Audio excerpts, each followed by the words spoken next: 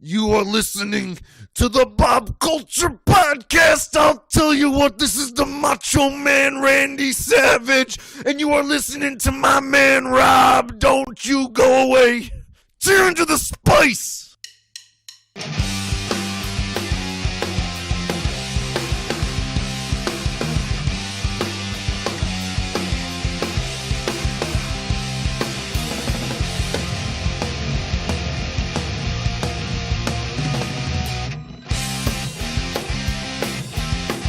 All right, ladies and gentlemen, back here on the BCP and PopBreak.com. Super excited to be standing here. Yeah, a round of applause, please, with the new Women of Wrestling Tag Team Champs. Congratulations on that.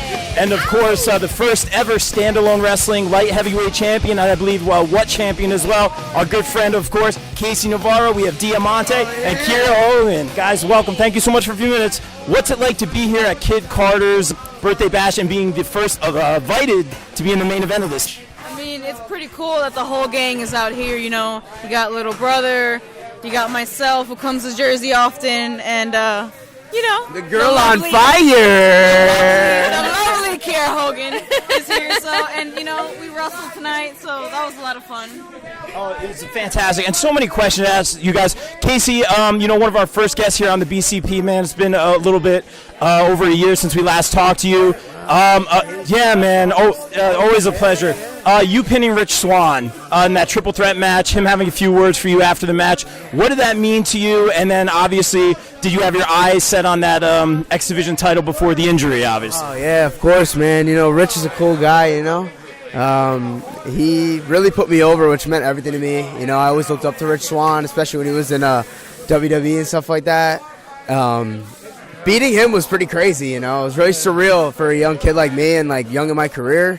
So, thank you, man. I appreciate that. But, you know, that X Division title, you know, I'm coming for that, man, 100%. Just like, this could be a future Knockouts champ right here. No doubt. This one, too. 100%. Don't think all your hard work goes unnoticed. Oh. It doesn't. It really doesn't. Yeah. Oh, there's a lot of love here. I'm feeling the love right here. Ladies, what was that moment like for you winning the Women of Wrestling Tag Champions very recently? That amazing. Awesome. Oh my God, I still get chills thinking about it. Like I like watching it last night and reliving the moment and having it happen again, especially like seeing my mom. I got to watch it with my mom and brother.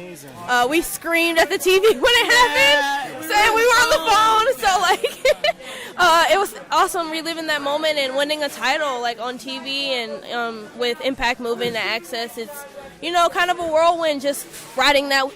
I like to call it riding the heat wave. That's all I'm doing. It's just riding the heat wave on Access. Because you're the girl on fire. Hey, you know. Diamante, I wanted to ask you about being part of like the very few selected to be in that legendary faction, LAX. It's come and gone. What was it like for you, you know, being a part of that, and will we ever see any reincarnation of that again? Well, I always say never, and it's pro wrestling, so there's always a future. Stories are always changed or written, or written in different versions or in different ways. And LAX is something that has never truly died, because just like we say, hasta la muerte y después, that means till death and after that.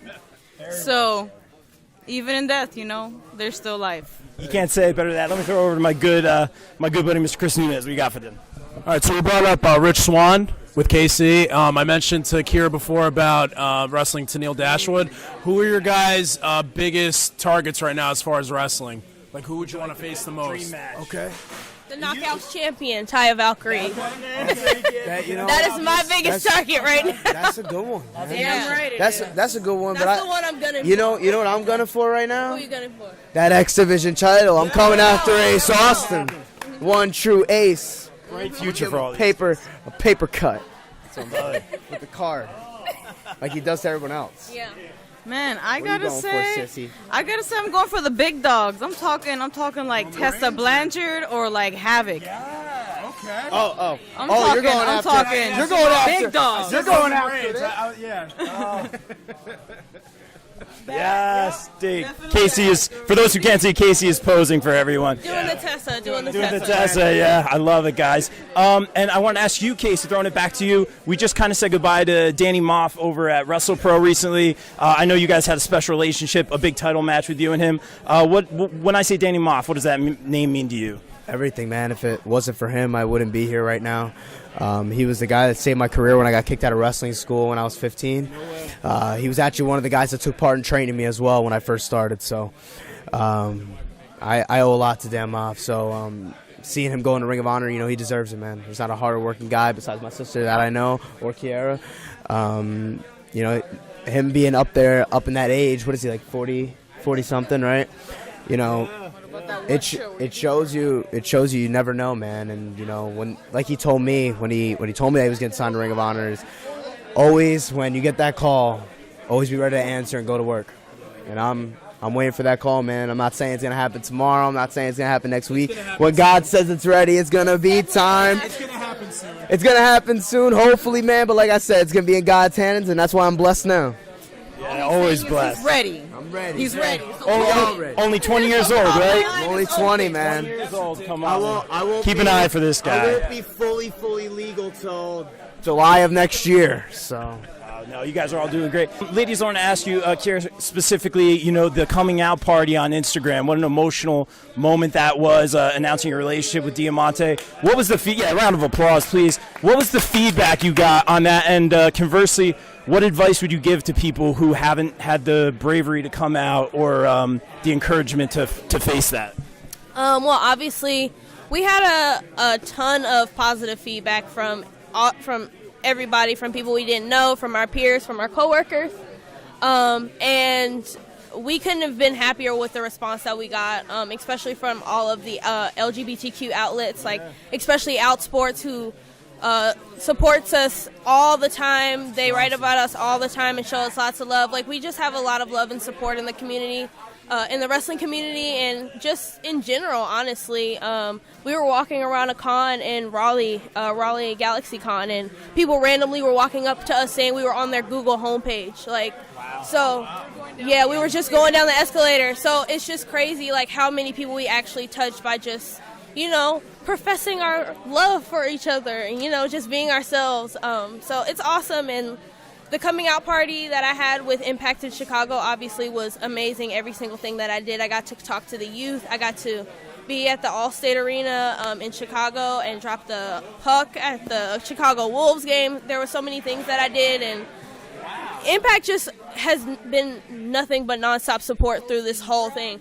Hosting drag shows, pizza parties, like, they had me do everything, so I just couldn't be happier and more grateful for Impact just being way supportive with everything that I'm doing. Oh, fantastic. And great job out of you guys. Such an inspiration. And lastly, guys, I want to be respectful of your time. Thank you again for a few minutes. Right now, wrestling is, some would say, bigger than it's ever been. We have the Wednesday Night Wars we talk about. We have different wrestling on different nights. Any comments on that? Anything you guys want to say to the fans? For guys like you, Casey, anywhere you particularly want to end up? Any comments on that?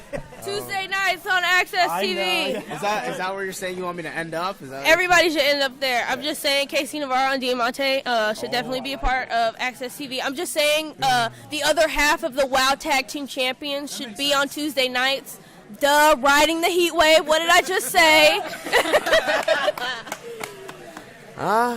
where do I want to go?